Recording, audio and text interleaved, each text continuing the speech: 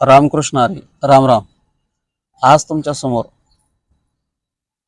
धागिनत्ता कसा वाजवायचा तो आज तुमच्या समोर घेऊन आलेलो आहे.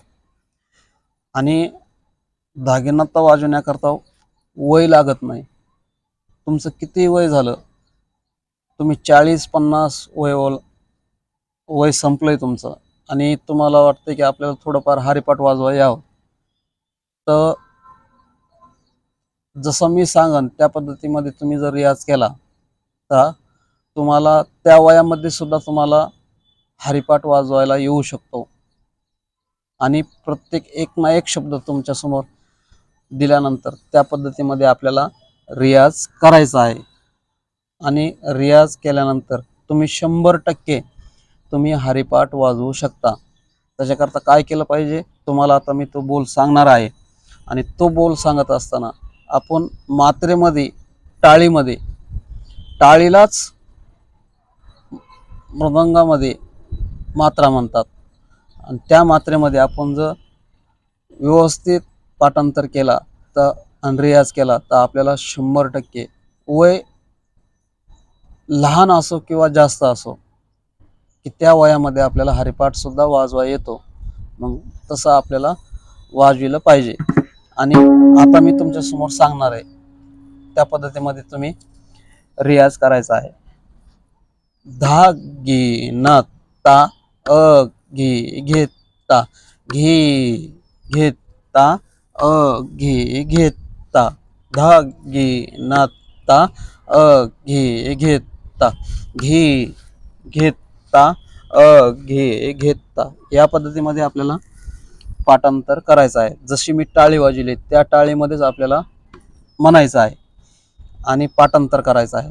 तुम्हाला आता बोल सांगतो तो कसा वाजवायचा, धा कसा वाजवायचा, घी कसा वाजवायचा, न कसं वाजवायचं आणि ता कसा वाजवायचा, हे सगळं तुम्हाला सांगणार आहे. आणि त्या पद्धतीमध्ये आपण रियाज करायचा आहे. आता धागिनत्ता, धागिनत्ता हा बोल कसे आहेत, धा थाप एकूण थाप आणि एकूण ग, धागिनत्ता. धा दोन्ही कोण वाजलं पाहिजे, थाप एकूण आणि एकूण ग, धा धा. गी धूमपानाच्या वर वाजवायचं, गी धा गी. न 3 बोटाने वाजवायचं, न. आणि ता दोन्ही कोण वाजवायचं, एकूण शिशा एकूण थाप आणि धूमपान कोण हात, धा गी न ता. ता शब्द कसा आहे, धूमपानाच्या आतमध्ये ता, धा गी न ता. अ घे घेता, अ शब्द फक्त आपल्याला वापरायचा आहे. आपल्या तोंडातून उच्चार करायचा, ओ अ. अ उच्चार काढल्यानंतर धा घे न ता, अ घे घेता, अ घे घेता. अ शब्द फक्त वापरायचा आणि धूमपाना कोण वरी घी वाजवायचा आपल्याला, अ घे घेता. एकूण 2 वेळेस घी घी वाजवायचं, अ घे घेता. परत घी घेता, घी घेता, अ घे घेता, अ घे घेता. धागिनत्ता अ घे घेता, घे घेता, अ घे घेता. कसा शब्द आहे, धा गी न ता.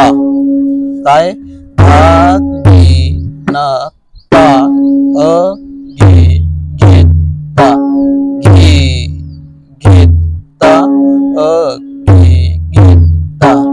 या पद्धतीमध्ये आपल्याला वाजवायचं आहे. आणि तो बोल कसा वाजतो लक्षात राहू द्या. तो बोल जर आपण रियाज केला तर स्पीड मध्ये कसा वाजवतो,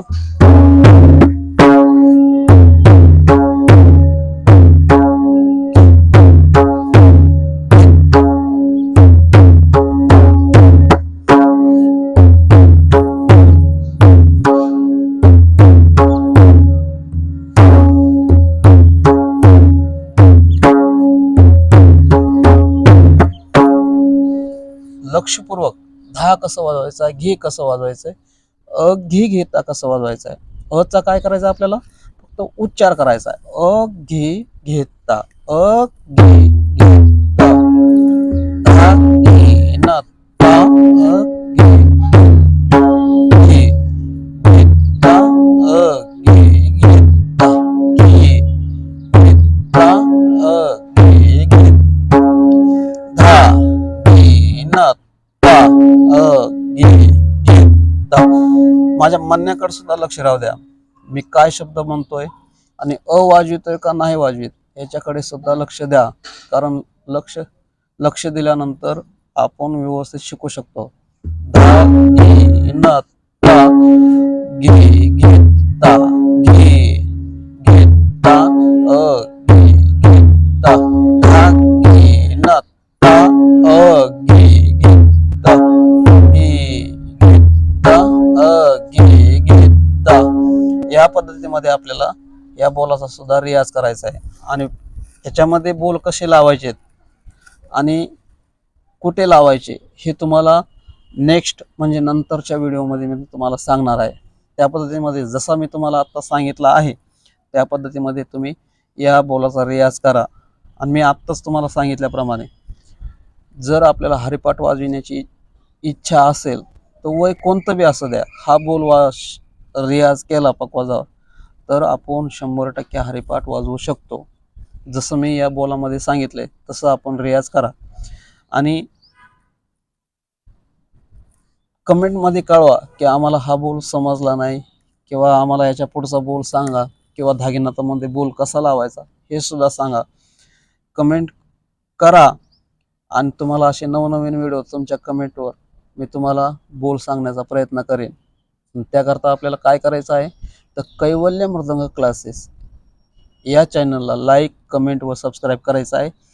आणि इतरांना सुद्धा हा व्हिडिओ दाखवायचा आहे का तर ज्या मुलांना शिकण्याची इच्छा आहे त्या मुलांनी या व्हिडिओचा चॅनलचा अवश्य लाभ घ्यावा एवढीच विनंती. रामकृष्ण हरी.